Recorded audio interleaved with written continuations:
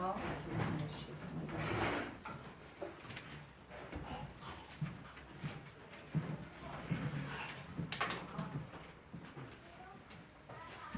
잠시 기도하시겠습니다. 하나님 아버지 감사합니다. 오늘 또 저희를 이렇게 예배자의 자리에 서게 하시니 다시 한번 감사드립니다. 하나님, 우리가 이 땅에서 소망이 없는 자로 살아갈 때 우리 하나님께서 말씀을 통해서 그 예수 그리고 하나님의 자녀가 되게 하셨으니 이보다 더 큰 축복이 어디 있겠습니까? 하나님, 그럼에도 불구하고 우리가 하나님의 자녀가 되었다고 하지만 입술로만 하나님의 자녀가 되고 세상에서는 세상 사람들처럼 더욱 분주하게 세상을 위해서 살아갈 때가 많았음을 고백합니다. 하나님, 이 시간 우리가 하나님을 만났을 때 첫사랑을 회복하는 시간이 되게 하여 주시옵소서. 복음에 대한 열정을 다시 한번 불살르는 시간 되게 하여 주시옵소서. 이 시간 무엇보다도 우리의 마음과 뜻과 정성을 다하여 예배드리게 하시고 우리 하나님만 홀로 영광받아 주시옵소서. 감사드리며 우리 주 예수 그리스도의 이름으로 기도드리옵나이다. 아멘. 샬롬. 오늘 로마서 13장을 제가 여러분과 나누려고 합니다. 말씀을 준비하면서 13장 전체를 읽으면 좀 길어질 것 같아서 저는 항상 설교할 때 말씀을 많이 읽기 때문에 1절에서 7절 말씀을 읽을 거니까 제가 8절에서 14절 말씀까지만 이렇게 본문에 실었습니다. 하지만 13장 전체를 나누는 시간을 갖겠습니다. 로마서 13장은요, 그리스도인의 삶 중에서 사랑의 실천에 대한 이야기를 해주고 계십니다. 그래서 그리스도인은 국가와 그 다음에 사회와 재림에 관한 책임을 통해서 사랑을 실천해야 한다라는 내용입니다. 그래서 오늘은 어떻게 하면 하나님의 사랑을 실천할 수 있을까라는 제목으로 여러분과 좀 말씀을 나누고자 합니다. 첫째로 우리가 국가의 책임을 통해서, 국가에 대한 책임을 통해서 하나님 사랑을 실천해야 합니다. 좀 길 텐데 1절에서 7절 말씀 다 함께 읽어보시겠습니다. 1절에서 7절 시작. 권세들에게 복종하라. 권세는 하나님으로부터 나지 않음이 없나니 모든 권세는 다 하나님께서 정하신 바라. 그러므로 권세를 거스르는 자는 하나님의 명령을 거스르니 거스르는 자들은 심판을 자취하리라. 다스리는 자들은 선한 일에 대하여 두려움이 되지 않고 악한 일에 대하여 되나니 내가 권세를 두려워하지 아니하려느냐. 선을 행하라. 그리하면 그에게 칭찬을 받으리라. 그는 하나님의 사역자가 되어 내게 선을 베푸는 자니라. 그러나 내가 악을 행하거든 두려워하라. 그가 공연히 칼을 가지지 아니하였으니 곧 하나님의 사역자가 되어 악을 행하는 자에게 진노하심을 따라 보응하는 자니라. 그러므로 복종하지 아니할 수 없으니 진노 때문에 할 것이 아니라 양심을 따라 할 것이라. 너희가 조세를 바치는 것도 이로 말미암음이니라. 그들이 하나님의 일꾼이 되어 바로 이 일에 항상 힘쓰느니라. 모든 자에게 줄 것을 주되 조세를 받을 자에게 조세를 바치고 관세를 받을 자에게 관세를 바치고 두려워할 자를 두려워하며 존경할 자를 존경하라. 아멘. 본문에서 바울은요, 국가의 의무와 국민의 의무에 대해서 지금 말씀하고 있습니다. 이 국민이라면 저희 그리스도인들도 들어갑니다. 그러니까 그리스도인의 국가관은 모든 권세, 여기에서는요, 국가, 정부가 모든 권세입니다. 그러니까 모든 권세, 이 국가는 누가 정하셨느냐? 하나님이 정하시고 주신 것이다. 대한민국 누가 정했느냐? 하나님이 주신 것이다. 그러니까 대한민국에 있는 법에 복종하라, 이런 내용이에요. 위에 있는 권세가 무엇입니까? 국가를 이루고 있는 위정자들을 얘기하고 있는 거예요. 이 위정자들은 악을 다스리기 위해서 세워졌다라는 거예요. 악을.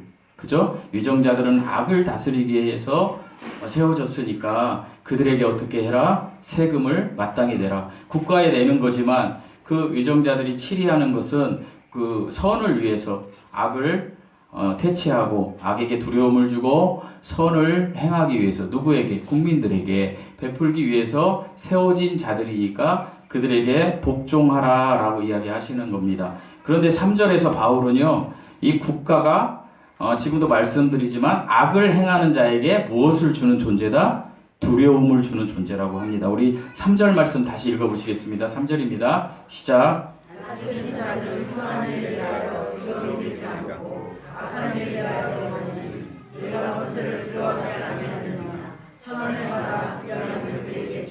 그러니까 여기에서 선은요, 아가토스가 아니에요. 우리가 사는 칼로스예요. 도덕적 윤리적인 선이에요. 다스리는 자들은 국가의 위정자들이에요. 모든 권세를 가진 자들. 그러니까 그 위정자들은 어떻게? 선한 일에 대하여 두려움이 되지 않는다. 그러니까 선한 일을 하는 사람에 대해서는 두려움이 되지 않는 거예요. 그 국가 권세가. 그런데 어떤 자에게? 악을 행하는 자에게는 두려움이 된다라는 거예요. 그러니까 악을 행하는 자들은 어떻게 이렇게 감옥에도 가고 그러잖아요. 그런 두려움이 되는다. 그러니까 너희가 어떻게 해라? 선을 행하라. 그러니까 우리가 이 세계를 살면서 국가에 살면서 선을 행하라 이런 말씀이에요.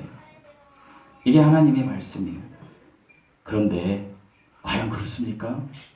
여러분도 잘 아다시피 대한민국이라는 국가는 하나님이 주셨지만 위정자들이 정말 선한 일에 힘씁니까? 제가 더 이상 이야기하지 않아도 여러분이 뉴스나 이런 것들을 통해서 너무나 잘 알 수 있어요. 위정자들이 너무 타락했어요. 너무 악해요. 선한 일에 두려움을 주고 있어요. 선한 일을 하는 사람들을 억압하고 있어요. 희생을 강요하고 있어요. 그리고 악을 행하는 자들을 숨겨주고 있어요. 그럴 때는 우리는 어떻게 해야 될까요?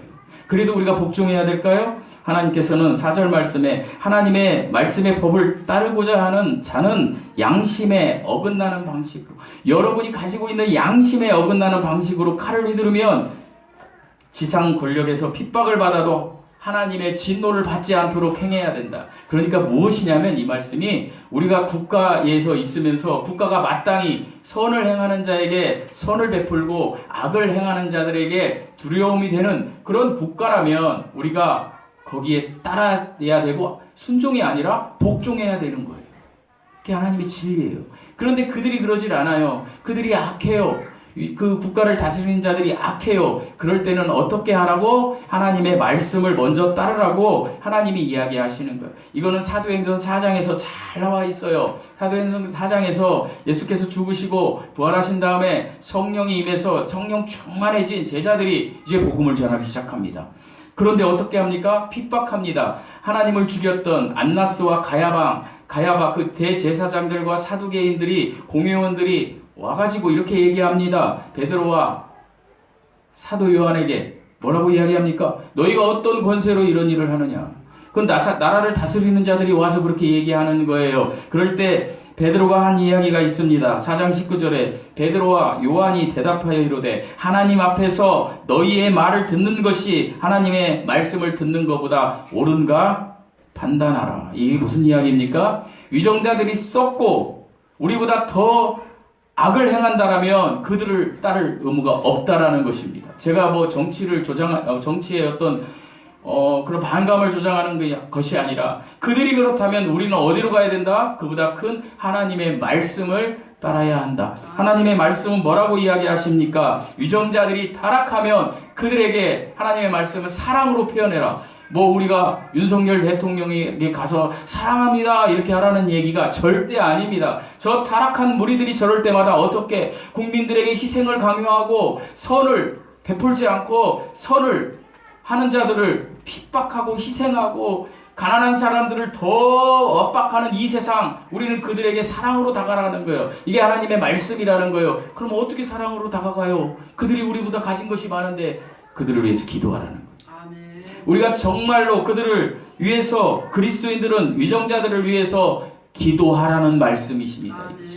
썩었다면 그들이, 안 썩었다면 그들에게 복종해야죠. 그러나 그들이 썩었다면 어떻게 해야 된다? 기도해야 됩니다. 사랑하는 성도 여러분, 데모에서는 안 돼요. 10월 27일 날 200만의 성도가 한다는데 저는 그 집회 반대입니다.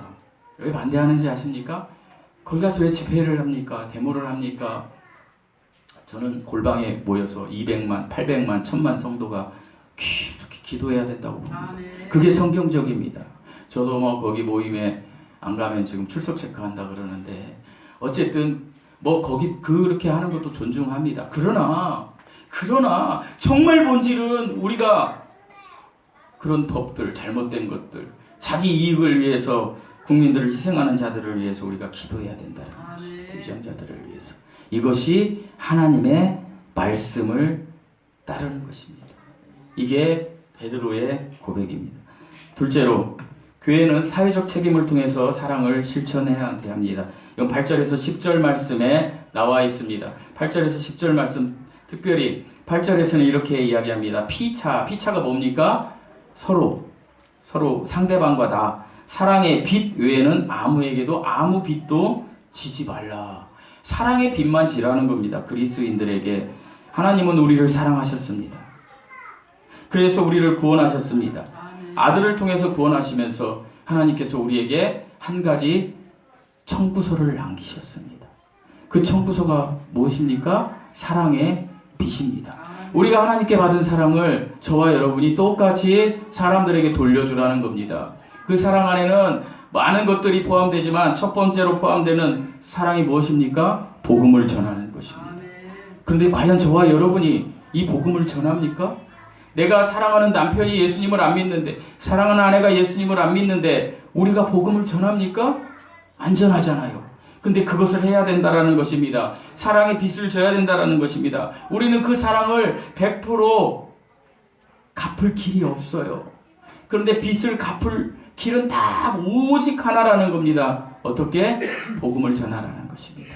우리가 각자가. 그리고 우리가 이 교회 공동체가 세워지면, 그리고 여기에 물질이 들어오고 여기에 뭐 많은 부유함이 있으면 어떻게? 세상에 가난한 자들, 나그네 된 자들, 배고픈 자들에 대해서 구제하고 그들을 도와주고 하나님의 사랑을 전하고 그들을 돌보는 일에 최선을 다해야 된다는 것입니다. 이것이 사랑의 빛을 하나님께 갚아나가는 것입니다. 그러면서 본문에서 바울이 뭐라고 이야기합니까? 사랑은 율법의 완성이다. 사랑을 어디에 연결시킵니까? 율법에 연결시키고 있습니다. 지금 사람이 도덕적으로 의지적으로 율법을 지킬 수 있습니까? 저와 여러분이 오늘 예배당에 있으니까 선한 것처럼 보입니다. 그러나 우리가 100% 선합니까? 100% 율법을 지킵니까? 아니요. 그럴 수 없습니다. 우리가 왜 상대방을 욕합니까? 상대방이 나에게 막 강하게 좀 나를 막 어떻게 힘들게 하는 목소리나 그 분함을 표시할 때 우리가 상대방을 왜 같이 분함으로 나갑니까? 내 안에 선한 것이 없기 때문에, 그 사람과 똑같기 때문에. 그런데도 불구하고 나는 내가 선하다고 인정하는 거예요. 내가 옳다고 인정하는 거예요. 그러니까 상대방이 막 그렇게 할 때마다 내가 나가는 거예요. 잘못된 거라는 것입니다. 우리는 율법을 다 지킬 수 없습니다. 100% 지킬 수 없어요. 그런데 하나님께서 이야기하십니다. 그럼에도 불구하고 이 율법이 완성되는 것이 하나 있단다. 그게 뭐라고요? 사랑이라는 것입니다. 사랑은 율법의 완성이라는 것입니다. 죄는요, 내 이익을 탐하는 것이 죄예요. 저와 여러분이 내 이익을 위해서 남을 이용하는 거, 그거 죄예요. 이 죄는요, 이웃의 소중한 것을 빼앗고요, 파괴하고요, 탐욕의 하수인이 되는 거예요. 내 이익을 위해서 남의 것을 빼앗는 탐욕의 하수인이 되는 거예요. 그러나 율법의 완성인 사랑은요, 이웃에 대해서 최선의 가치를 추구하고 가장 좋은 것을 나누는 거예요. 사랑하는 성도 여러분, 우리가 가진 것 중에 가장 가치 있는 게 무엇입니까? 다들 돈이라고 할 수 있어요. 그러나 복음입니다.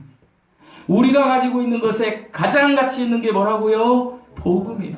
복음을 나눠야 되는 것입니다. 그 다음에 우리가 가진 거의 가치에 물질이 될 수도 있고 이런 걸 나눌 수도 있겠죠. 그러나 그것이 어떤 자에게는 순서가 바뀔 수도 있습니다. 지금 빵이 필요한 사람에게 배가 고파서 지금 굶어서 죽어가는데 그 사람에게 복음을 전한답시고 예수 믿으세요, 지옥 갑니다, 이렇게 하면 되겠습니까? 아니에요. 예수님이 이 땅에 오셨을 때 그런 자들에게는 무엇을 먼저 주었습니까? 빵을 줬어요. 그리고 아파서 지금 죽어가고 있는데, 내가 아파서 죽어가고 있는데 이런 사람에게 어떻게 합니까? 예수 안 믿으면 죽어 당신, 이렇게 하면 되겠습니까? 안 되는 거예요. 같이 울어주고 기도하고 해야 되는 거예요. 사랑하는 성도 여러분, 이 시대 교회는요, 하나님의 사랑을 전하고 하나님의 사랑을 전하는데 머물러서는 안 돼요. 그대로 행해야 돼요. 지난주에 제가 우리 교회들은 잘 알지만 저를 너무 아껴주는 목사님이 계시잖아요. 이제 4시에 와라 그래서 갔어요. 갔더니 그 증경 총회장님이랑 이 높으신 분들이 오는 자리였더라고요. 거기에 이제 저를 이렇게 속된 말로 뭐 저는 거기에 가치를 두지 않지만 키워주고 싶어서 막 이게 교제해주고 싶어서 부른 거예요. 근데 제가 일찍 갔어요. 1시간 일찍 갔어요. 우리 사모가 일찍 가라고 하더라고. 수원 살면서 전국에서 오시는데 그분들보다 늦게 가면 되겠냐고. 일찍 갔습니다. 일찍 1시간 갔는데 광교로 아니 영통 그 교회에 갔는데 길거리에 우리 이랑이 이연이 연지 많은 애들이 막 한 10명이 막 있는 거예요. 자판 놓고 그리고 뭐 이렇게 차 하나 뭐죠 이렇게 뭐 홍차인가 뭐 이렇게 보온병에 놓고 거기서 목사님하고 같이 막 찬양을 하고 있는 거예요. 그래서 제가 차를 황골주공에 데려가면서 에휴 저렇게 해서 전도가 될까? 이제 제가 나타나니까 그 부목사님이 저를 딱 보더니 막 반가워하는 거예요. 그 부목사님이 인테리 다 하신 분이에요. 양경호 목사님. 양경호 목사님이 막 아이고 목사님 1등이에요 하면서 막 그러니까 저희 이연이 많은 애가 홍차를 따라가지고 막 이렇게 하고 와서 이제 저를 이렇게 이제 주고 그런데 갑자기 차 한 대가 딱 쓰더니 교회 주보 좀 주세요 그러는 거예요. 그러니까 교회 다음 주에 이 교회 나오겠다고. 와 거기서 제가 한번 깨졌습니다. 하나님 살아계시구나. 이렇게 복음을 전하면 되는구나라고 한번 깨지고 그리고 제가 이제 올라갔습니다. 올라가서 이제 목사님들 만나는 그 장소에 갔는데 거기에 아무도 안 오셨더라고요. 그리고 이제 그 담임 목사님, 저를 아껴주시는 목사님이 왔어? 그러더니 이제 저를 이렇게 안아주세요. 근데 어쩐지 좀 이상한 거예요. 제가 볼 때. 저기 목사님이 아파 보여요. 그래서 이제 제가 누님 같은 목사님이시잖아요. 아니 어디 아프셔요? 그랬더니 아니야 괜찮아. 그래서 안 괜찮은 것 같은데 제가 그랬어요. 그러면 이제 그랬더니 앉아. 그래서 제가 앉았더니 내 앞에 앉아가지고 근데 제가 볼 때 도저히 제가 볼 때 좀 이상해요. 이 목사 우리 예성 복지타운 샀어. 육교 옆에 35억 주고. 그래서 왜? 뭔 또 35억을 주고 사? 그랬더니 어디에서 여러분 내가 저기 우리 교회 오다가 우리 사모하고 야 저기 우리 교회 하면 좋겠다 하는 저기 신현대 아파트 거기 그 길거리에 옛날에 그 대안학교 하던 자리가 있어요. 258평짜리 건물. 그걸 사신 거야. 이 목사 이따 오늘 간판 올렸더군요. 제가 보니까 이따 나랑 보러 같이 가자. 그러면서도 저를 위로하는 거예요. 힘들지 목회? 그래서 저를 위로하는데 내가 이렇게 보니까 목사님을 제가 위로해주고 싶은 거예요. 그 어떤 이 전체적인 그 컨디션이. 그래서 목사님 이렇게 몸이 안 좋아 보이는데 그랬더니 사실 나 지금 진통제 맞고 왔어. 그러더라고요. 그래서 뭔 진통제를 맞아 그랬더니 이제 거기 매일 예배를 드리니까 설교를 하는데 죽을 것 같더라고요. 그러더라고요. 그래서 왜요? 그랬더니 목에서부터 찌릿찌릿한데 팔이요. 저를 만났는데 이렇게 덜덜덜덜 떨고 있는 거 이렇게 팔이. 그러니까 제가 이상한 거죠. 뭐 맞은 것처럼 너무 고통스러워하는데 너무 인자하게 얘기를 하니까 내가 너무 부담 가는 거예요. 빨리 병원 갔으면 좋겠다. 그래서 어디 아프시면 병원 가야죠. 그랬더니 나 지금 백성병원 가가지고 병원을 다 수송했는데 병원이 없어서 백성병원 갔더니 이거 큰 병원 가야 돼요. 그랬다는 거예요. 그러면서 진통제를 맞고 왔다는 거예요 지금. 그래서 진통제 이 시간에는 괜찮아 그러는 거예요. 그래서 제가 어디가 아픈데 그랬더니 이 목이 디스크가 온 건데 그냥 온 게 아니라 거의 심하게 온 거예요. 근데 저는 몰랐는데 디스크가 오면 이쪽이 다 못 쓴다네요. 잘 모릅니다. 아직 목 디스크가 안 와서. 고통이 말도 못한대요. 그냥 앉아있지도 못한대. 근데 그 와중에 저한테 그렇게 인자하게 하시는 거예요. 제 목회 뭐 이런 물어보고. 그래서 제가 걱정이 돼가지고 목사님 내가 좋은 병원 하나 알려줄게요. 저기 시청 사거리 가면 윌슨병원 있거든. 거기 가셔야 돼 내일. 그리고 제가 부목사님을 불렀어요. 거기 김수환 목사님 이리 와봐요. 그랬더니 내일 목사님 모시고 무조건 가. 율순병원에. 그랬더니 뭐 알겠습니다. 뭐 그러더라고요, 목사님이. 그러고 이제 모임 끝나고 7시가 됐는데 그 아픈 와중에 과일 바구니하고 그 무슨 건강약을 이렇게 해가지고 그걸 숨겨놨다가 가지고 나오는 거예요. 이거 먹고 건강해야 돼. 엄마 갖다 줘, 어머니. 눈물이 나오려는 거예요, 제가. 그 다음날 회사를 저는 갔죠. 그랬는데 오전 9시 반에 우리 그 노예, 백석의 그 노예 목사님들 임원방에 탁 뜬 거예요. 000 목사님이 쓰러지셔서 긴급 지금 후송되었습니다. 또 그 목사님입니다. 내가 얼마나 놀랬겠어요. 너무 놀란 거예요, 제가. 전화를 했어요. 그 부목사님한테. 제가 이제 그 목사님 아들 목사님이잖아요. 아니 어떻게 된 거야? 그랬더니 목사님 죄송합니다. 목사님한테 전화를 드렸는데 경황이 없어가지고 지금 그래서 어떻게 된 건데? 그랬더니 그날 그 새벽 기도를 하다가 쓰러져 버린 거예요. 목사님이 저한테 항상 그랬거든요. 이 안에 암세포 9개 갖고 있는데 나는 설교하다 죽는 게 내 소원이야. 감히 따라갈 수 없는 그 믿음 때문에 내가 그분을 존경했거든요. 그리고 그분에게 무한 사랑을 받고 있어요. 이 교회 예배당부터 해가지고. 그런데 쓰러져서 후송돼서 갔는데 터져버린 거 이게 다 디스크가. 의사가 10분만 늦었으면 이건 완전 반신불수 됐다고 윌슨을 또 간 거예요. 제 말을 듣고. 예약 환자들을 다 취소시키고 긴급 수술을 해서 그냥 이 사람 이제 완전히 간다는 거예요. 지금 긴급 수술 6시간을 했다는 거예요. 여러분 이 목 얼마나 심으면 그렇게 오래 했겠어요.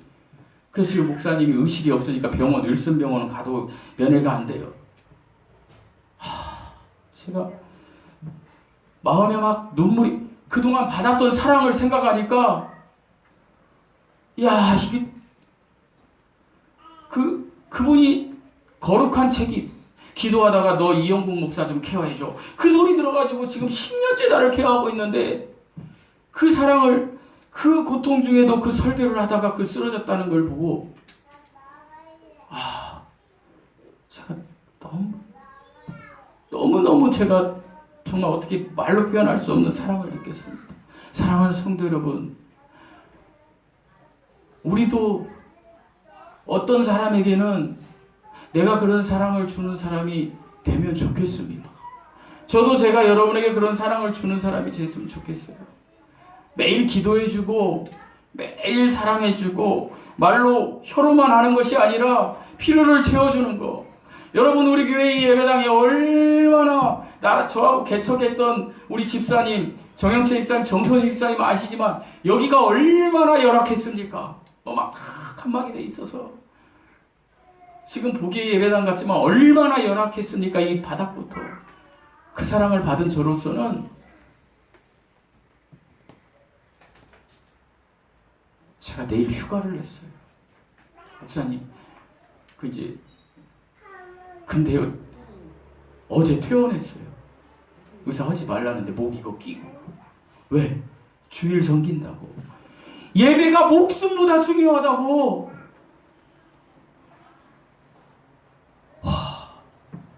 저희 사모가요, 금요일날 이명이 왔어요. 제정신을 못 차려요, 이명 오면. 2년 전에 동수원 응급실에 실려갔어요. 저는 뇌출혈 맞은지 알았어요. 그래서 이명이라는 걸 알았어요. 우리 집사님이 약을 갖다 줘서 이명약을 먹어요. 그런데요, 웃지 마세요. 심각한 일. 이명이 오면 사람 돌아버려요. 근데 제가 이 얘기를 했거든요. 우리 어머니가 걱정되는 거야. 제가 오늘 집안 얘기해서 죄송합니다. 며느리가 아프면 자기가 큰일 나니까 저를 불러요, 금요일날. 내가 너한테 부탁 하나. 우리 어머니 교회 너무 오고 싶어요. 오늘도 온다고 했는데 제가 못 오게 했어요. 눈이 안 보이니까. 나 새로운 목사님 보고 싶다. 나 가고 싶다. 못 오게 했어요. 엄마 잠깐 스테이. 그렇게 예배를 사모하는 우리 어머니가 내가 너한테 부탁이 하나 있다. 뭔데요? 저희 회사 갔다 와서 밥 먹는 성령 애미 오늘 예배 쉬게 해라. 그 내가 쉬라고 그랬어. 그때 우리 사모가 그러더라고요. 성 목사님 생각하면 내가 어떻게 쉬냐고. 예배드리다 쓰러져. 그렇게 그런 분도 있는데 우리에게 이런 마음이 있어야 됩니다. 우리에게 이런 사랑이 있어야 됩니다. 남을 위해서 그렇게 기도하고 남을 위해서 베풀 수 있는 거. 제가 여러분에게 뭐라고 하는 게 아닙니다. 사랑하는 성도 여러분, 이게 사랑을 실천하는 겁니다. 저는 금요기도에 너무 제가 또 할 때하고 회중에 있는 거하고 다르더라고요. 저는 뭐 기도해야 할 때 회개하기도 하세요. 감사하기도 하세요. 우리 목사님 너무 첫 번째 때는 제가 몰랐는데 왜 몰랐느냐? 저하고 똑같이 하려고 눈치 보면서 똑같이 하려고 하다 보니까 맹숭하구나 이렇게 생각을 했는데, 두 번째 제가 본인 마음대로 하세요 해가지고 준비를 해오셨는데 저 얼마나 기도 그 감사 응답을 받았는지 몰라. 왜요? 리드는 하시는데 내가 생각지 못하는 기도를 토설하게 만드시더라고요. 감사했어요. 사랑하는 성도 여러분, 여러분이 다 금요기도에 나올 수 없고 멀리 있고 여러 상황이 있지만 여러분 기도하십시오. 국가를 위해서 기도하시고 사회를 위해서 기도하셔야 됩니다. 그것이 우리가 사랑을 실천하는 것입니다. 그리고 우리가 나를 통해서 정말 나를 사랑한 사람이 이렇게 있었어, 이런 감격을 남길 사람이 돼야 됩니다. 그런데 우리는 우리 자녀에게도 우리 남편에게도 우리 아내에게도 그런 것을 못하는, 저도 그런 사람인지는 모르지만 그런 위치에 있는 분들이 많이 있어요. 너무나 많이 있어요. 여러분이 있다는 게 아니라 이 세상을 살다 보면 사랑하는 성도 여러분, 우리가 정말 그런 길을 걸어갔다면 회개합시다. 그리고 전심으로 내 이익이 아닌, 내 욕심이 아닌 내 자녀 진짜 아가페의 사랑, 하나님의 사랑을 주고 그 자녀를 위해서 눈물로 기도하고, 저놈이 저러니까 나는 안 할 거야 이게 아니에요. 저놈이 저래도 내가 할 거야. 이렇게 해야 된다. 아멘. 제가 조금 이따 소개하겠지만 그 어머니처럼 해야 된다는 거. 사랑하는 성도들, 우리는 국가에 대한 책임 기도해야 합니다. 사회에 대한 책임 기도해야 됩니다. 세 번째로 재림에 관한 책임을 통해서 사랑을 실천해야 됩니다. 바울은 13장 이제 마지막 부분에서 다가올 재림에 대한 이야기를 합니다. 우리 11절 말씀 읽어보시겠습니다. 11절입니다. 시작.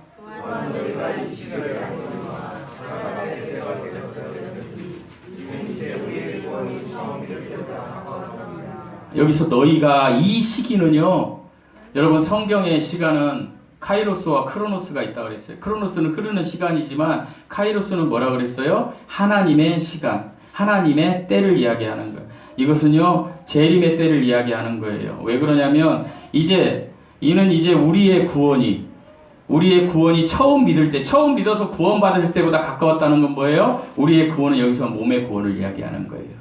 우리가 휴거받을 때 몸의 구원을 받잖아요. 그 구원을 이야기하는 거예요. 예수님이 재림하셨을 때 공중으로 우리가 받을 구원, 그게 언제인지는 몰라요. 그러나 가까웠다라는 거예요.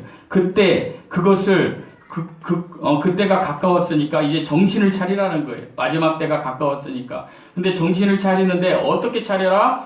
그날을 바라보며 어둠의 일을 벗어버리고 빛의 갑옷을 입으라는 거예요. 여러분, 어둠이 오면 환락이 되잖아요. 쾌락의 시간이잖아요. 여러분 그 상가가 많은데 가보십시오. 저희 집 앞에 영통구청에도 낮에는요 되게 사람 드문드문하고 되게 이렇게 조용해요. 저녁 되면 어때세요? 그냥 길거리 어디고 그냥 그 술 마시고 막 주절거리고 막 온통 안락가가 되잖아요. 그게 밤의 때예요. 그 밤의 때로 가지 말고 낮의 때처럼 어떻게 빛의 갑옷을 입으라는 거예요. 사랑하는 성도 여러분, 우리는 하나님이 사랑한 사람들이에요. 하나님이 우리를 사랑하셨어요. 그러면 우리는 이 사실을 세상에 보여줘야 돼요. 우리가 사랑받은 사람이라는 것을 세상에 보여줘야 된다는 거예요. 우리가 하나님의 자녀인 그리스도인이 되었다면 하나님이 지금 이야기하세요. 여러분 중에 여기에 찔림이 있을 분이 계실 수도 있는데 말씀이니까 얘기를 해야 돼요. 여러분이 구원받고 재림을 사모한다면 13절 말씀처럼 해야 된다는 거예요. 13절 말씀 읽어보시겠습니다. 시작.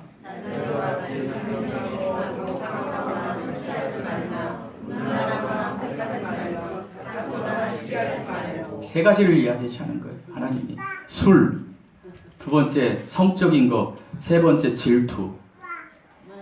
여기 술 많이 안 드시는 분들은 나 술 안 먹어. 괜찮아? 아니요. 성적인 거. 어이 내가 무슨 목사님 음란하고 호색합니까? 그럴 수 있어요. 다 그러시겠죠. 근데 마지막 부분 다투는 일, 시기하는 일, 다른 말로 말하면 질투. 여러분 질투 안 해본 적 있어요?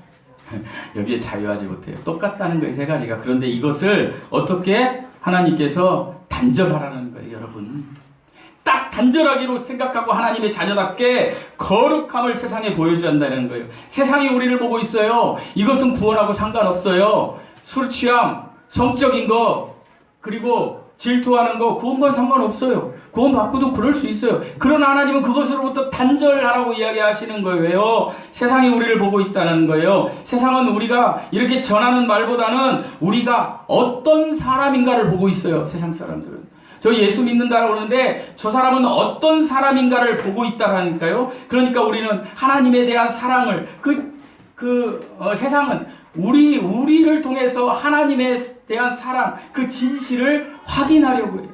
여러분 제가 어저께 제 아내하고 무슨 드라마를 봤는데 지옥에서 온 판사인데 죄를 다 져놓고 그놈 애버지가 왜 연속곡은 밥 먹는데 왜 기독교를 다 들여오는지 거룩하신 하나님 기도하고 있어요. 여러분 그러니 모든 그리스도인들이 저래도 되는지 알죠.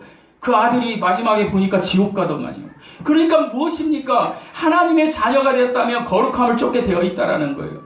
여러분 술 먹고 이렇게 성적인 거 이거 구원하고 상관은 없어요. 그러나 구원 받았으면 그렇게 하지 않는 거라는 거예요. 이게 더 무서운 말이에요. 이것을 보여준 사람이 있어요.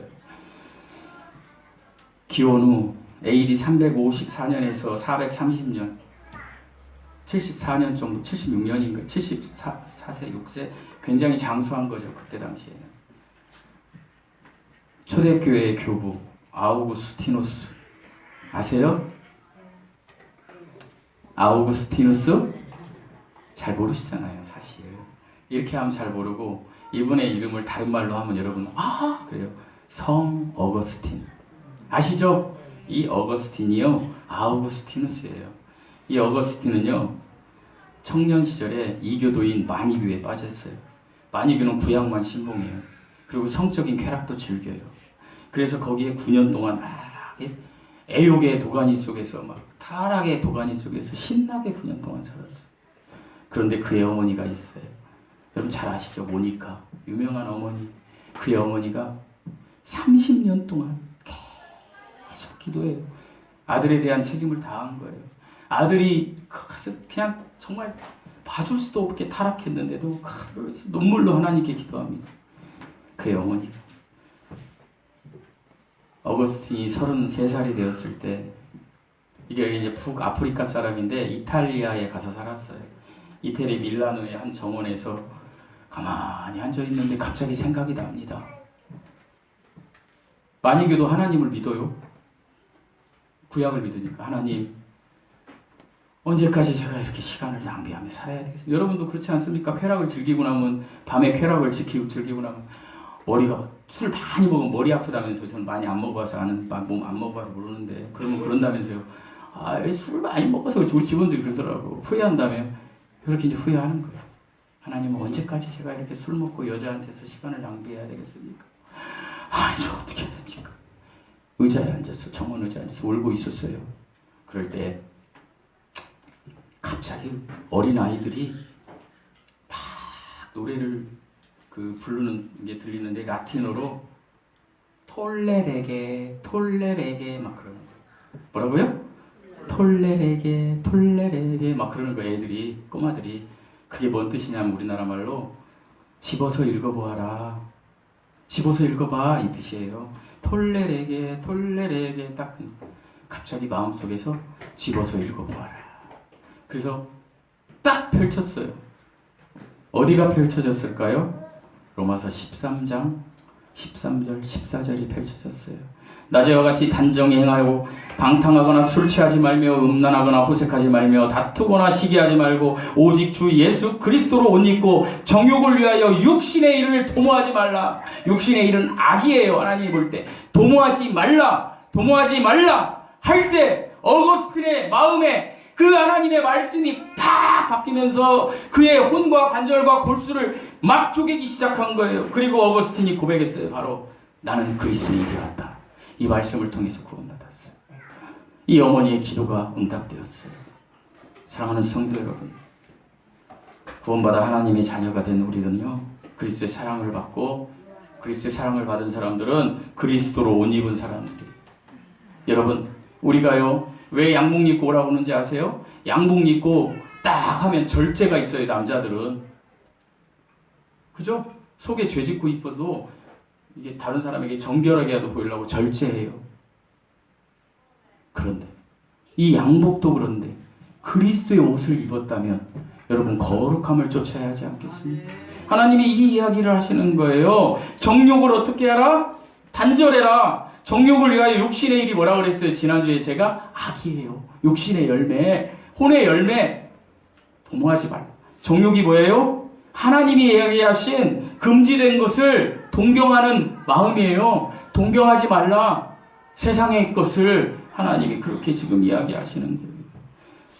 사랑하는 성도 여러분, 사람들 앞에서는 신앙인처럼 보이려고 애쓰지만 내면의 비교의식과 질투심과 증오심을 은밀하게 감추고 있다면 회개하십시오. 그리고 그런 열등감, 그런 것들이 내 안에 있다면 우리는 육신의 열매밖에 맺을 수 없어요. 강아지가요, 공원에 가면 작은 강아지들이 엄청나게 짖습니다. 저희 위층에 저희 사모 얘기로 그 뭐 큰 게 있잖아요. 순한 게 귀 크고 그 뭐라 그러지? 이렇게 순한 게 있잖아요. 이렇게 가는 애 엄청 덩치 크네. 예? 예? 뭐라고? 리트리버.